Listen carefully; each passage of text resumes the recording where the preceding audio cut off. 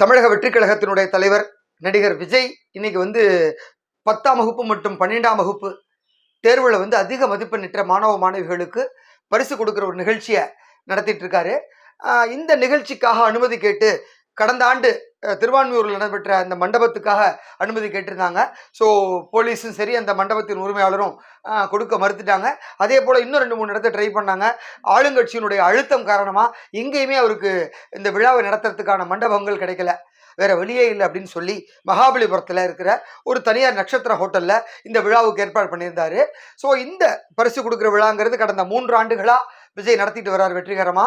இது 3வது ஆண்டு விழா அப்படிங்கிறதுனால முதல் கட்டமா 234 தொகுதிகள்லேருந்து ஒரு 88 தொகுதியை தேர்ந்தெடுத்து அந்த 88 தொகுதியிலிருந்து 10ஆம் வகுப்பு மற்றும் 12ஆம் வகுப்பு பொதுத் தேர்வில் அதிக, அதாவது மாநில அளவில் முதல் 3 மதிப்பெண்களை பெற்ற மாணவ மாணவிகளை அழைச்சிட்டு வந்து அவங்களுக்கு பரிசு கொடுக்குற, சான்றிதழ் கொடுக்குற இந்த விழாவுக்கான ஏற்பாடு நடந்தது.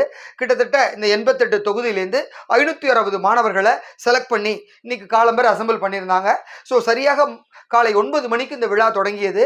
இந்த விழாவில் தொடங்கின உடனே எல்லா மாணவர்களும் அவங்க பெற்றோரோட வந்திருந்தாங்க. மாநிலத்திலேயே 12ஆம் வகுப்பில் முதல் மதிப்பெண் பெற்ற திண்டுக்கல் மாவட்டம், அதாவது பழனியை சேர்ந்த ஓவியாஞ்சலி அப்படிங்கிற ஒரு மாணவிக்கு வைர கம்மலை பரிசா கொடுத்தாரு விஜய்.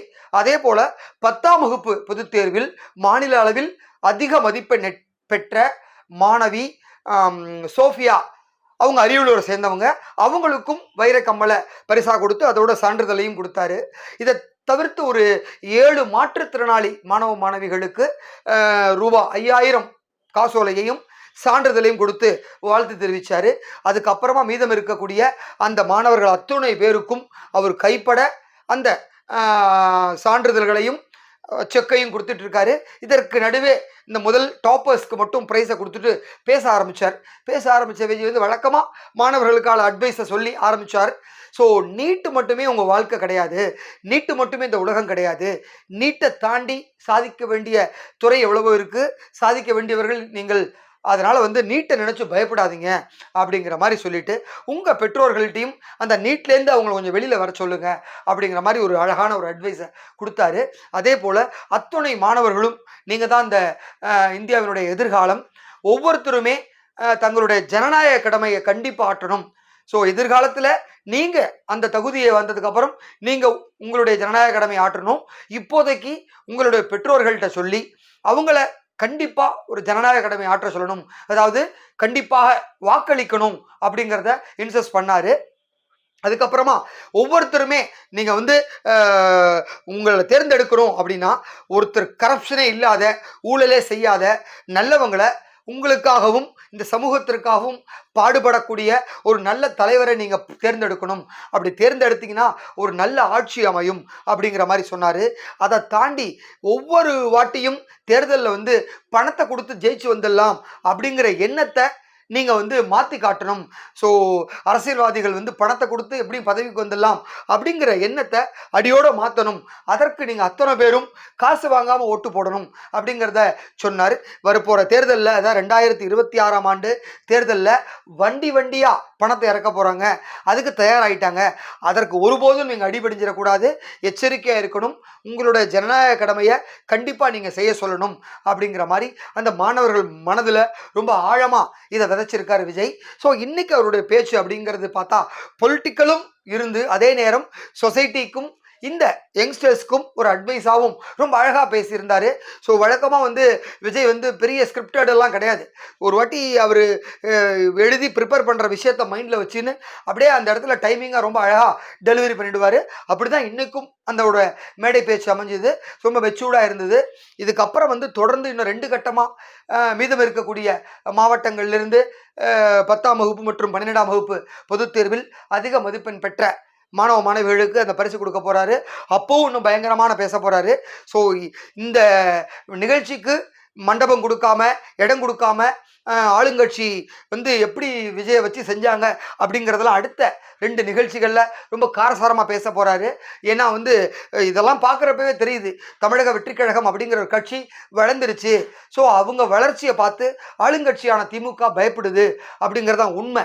அதாவது இன்னைக்கு வந்து பார்த்தீங்கன்னா தமிழக வெற்றிக் கழகத்துக்கு வந்து ஓட் பேங்க் அப்படிங்கிறது ஒரு 20% அளவுக்கு வந்ததா கருத்து கணிப்புகள்லாம் சொல்றாங்க. அப்படின்னு பார்த்தா தமிழகத்துல வந்து ஏற்கனவே பிரதான கட்சியா 1.5 கோடி தொண்டர்களை வச்சிருக்கக்கூடிய ஜெயலலிதா இருந்தப்ப அதிமுக வந்து 32% வாக்கு வங்கியோட முதலிடத்துல இருந்தது. அதற்கு அப்புறமா கிட்டத்தட்ட 1.25 கோடி தொண்டர்களை வச்சிருக்கக்கூடிய 2வது பெருங்கட்சியாக திராவிட முன்னேற்ற கழகம் திமுக இருக்காங்க. அவங்க வந்து ஒரு 29% ஓட் பேங்கை கையில் வச்சிருந்தாங்க. ஸோ இது எல்லாமே வந்து ஒரு 5-6 ஆண்டுகளுக்கு முன்பு. அதுக்கப்புறம் வந்து அதிமுக பிளவுபட்டு இன்னைக்கு ஒரு 3 கட்சிகளாக துண்டாகி நிற்கிறது. இதற்கிடையே வந்து திமுக இன்னும் கொஞ்சம் ஸ்ட்ராங் ஆகி அதிமுகவோட ஓட் பேங்க் 32லேருந்து 25-26 கிட்ட சரிஞ்சிருச்சு. அதே நேரம் திமுக 29-30க்கு போயிடுச்சு. ஸோ மீதம் இருக்கிற அந்த 5% ஓட்டு இருக்கிறதுனால தான் அவங்க வெற்றி வாய்ப்பை ஒவ்வொரு தடவையும் தவற விடுறாங்க அதிமுக. வரப்போற எலெக்ஷன்லையாவது அதிமுக எல்லா அணிகளும் ஒன்றாக சேர்ந்து ஒரு மாபெரும் இயக்கமாக அதிமுக பலத்தோட தேர்தலை எதிர்கொண்டால் மட்டும்தான் வெற்றி பெற முடியும். இதற்கிடையே இப்ப விஜய் வேற உள்ளே இருந்திருக்கிறதுனால திமுகல இருந்தும் சரி, அதிமுகல இருந்தும் சரி, மற்ற கட்சிகள் இருந்தும் சரி கணிசமான வாக்குகளை பிரிக்க போறாரு. அதனால அந்த வாக்குகளை சேர்ற பட்சத்துல எல்லாருடைய வாக்கு வங்கியும் ஆட்டோமேட்டிக்கா சரிய ஆரம்பிச்சிடும்.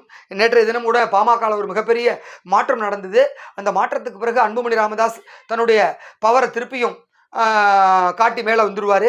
அதனால அடுத்த எலெக்ஷன்ல பாமக அப்புறம் அதிமுக, திமுக அண்டு விஜய் அப்படிங்கிற இயக்கங்கள்லாம் கொஞ்சம் முழு பலத்தோட போட்டியிடுறதுனால விஜய் ஒரு பெரிய டஃபா இருப்பார் எல்லாருக்கும் அப்படிங்கிறத எல்லாரோட கணிப்பா இருக்கு. இதுல சீமான வேற இருக்கார். அவர் ஆல்ரெடி சொல்லிட்டார், இந்த எலெக்ஷன்லயும் நாங்கள் தனித்து தான் போட்டியிட போறோம், 234 தொகுதியிலையும் நாம் தமிழர் கட்சி தனித்து போட்டியிடும் அப்படின்னு. ஸோ 5 முனை போட்டியா இருக்கும் அப்படிங்கிற மாதிரி சொல்றாங்க எலெக்ஷன். ஸோ அதற்கு இப்பவே வந்து விஜய் தன்னுடைய இயக்கத்தையும் தொண்டர்களையும் தயார்படுத்திட்டு இருக்காரு. அதற்காகத்தான் பல்வேறு கட்ட ஆலோசனை கூட்டங்களை நடத்திட்டு வராரு. பூத் கமிட்டி மீட்டிங்கை வந்து சென்னையை தொடர்ந்து கோயம்புத்தூர்ல மிகப்பெரிய அளவில் நடத்தினாரு. அடுத்த ஒரு பூத் கமிட்டி மீட்டிங் அடுத்த ஒரு மாவட்டத்தில் நடக்க போது தொடர்ந்து அரசியல்ல பயணிக்கணும் அப்படிங்கிற எண்ணத்துல தன்னுடைய படப்பிடிப்பு வேலைகள்லாம் முடிச்சுட்டு முழுசா அரசியல் களத்துல குதிக்கிறாரு. இன்னும் ஒரு 10 மாசம் தான் இருக்கு தேர்தலுக்கு அப்படிங்கிறதுனால இந்த 10 மாசமும் பம்பரமா சுழண்டு வேலை செய்ய போறார் விஜய். அதற்காகத்தான் தன்னுடைய எல்லா வேலைகளையும் ஒதுக்கி வைத்து விட்டு முழுக்க முழுக்க அரசியலில் அர்ப்பணிச்சிருக்கார். அதற்கு பக்கபலமா புஷி ஆனந்த் ஒரு பக்கம் தமிழ்நாடு பூரா சுற்றுப்பயணம் பண்றாரு.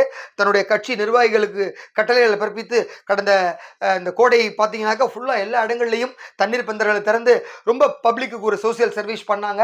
அப்புறம் வந்து கடந்த 2 நாட்களுக்கு முன்பு உலக பட்டினி தினத்தை முன்னிட்டு எல்லாருக்கும் அன்னதானம் போடுறங்கிற அந்த ஒருவேளை சாப்பாடு கொடுத்த விஷயத்தையும் ரொம்ப சூப்பரா பண்ணி முடிச்சாங்க. ஸோ எங்கு பார்த்தாலும் தாவேக்க தொண்டர்கள் ரொம்ப எழுச்சியோட நல்ல விஷயங்களை பண்ணிட்டு இருக்காங்க. அது மக்கள் மனதில் ரொம்ப கரெக்டா பதிய ஆரம்பிச்சிருக்கு. ஸோ கடந்த 5 ஆண்டுகளாக ஆளுங்கட்சி மீதான இந்த வெறுப்பு, அப்புறம் வந்து ஒரு மாற்றத்தை நோக்கி நகர்ற அந்த குணம், இது எல்லாம் சேர்ந்து விஜய்க்கு வந்து ஒரு பெரிய ஒரு மாஸ் தலைவருங்கிற ஒரு அங்கீகாரத்தை கொடுக்க போகுது. அதை வந்து 2026 எலெக்ஷன்ல பார்க்க போறோம். அதற்கு முத்தாய்ப்பாக தான் சமீபத்திய நிகழ்ச்சிகள்லாம் நடந்தது. இன்றைய இந்த விழாவும் அப்படிதான் பார்க்க முடிஞ்சது. நிச்சயமா ஒரு பெரிய மாற்றத்தை நோக்கி விஜய் நகர போறார் அப்படிங்கிறது மட்டும் நிதர்சன உண்மை. நன்றி.